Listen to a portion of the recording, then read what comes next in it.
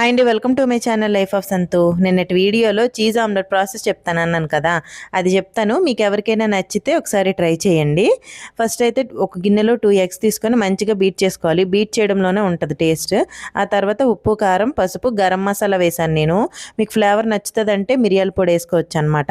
ఆ తర్వాత ఒక ప్యాన్ పెట్టుకొని కొంచెం ఆయిల్ వేసి మొత్తం స్ప్రెడ్ చేసుకోవాలి. నా దగ్గర ప్యాన్ లేక నేను కలి యూజ్ చేశాను అనమాట. తర్వాత మనం కలిపి పెట్టుకున్న మిక్సర్లో మొత్తం ఒక 30 వంతు అందులో వేసేసి కొంచెం ఉంచుకోవాలన్నమాట సైడ్న. ఆ తర్వాత నా దగ్గర చీజ్ ముక్కలే ఉన్నాయన్నమాట, స్లైస్ లేదు, అందుకే కొంచెం చీజ్ యాడ్ చేశాను.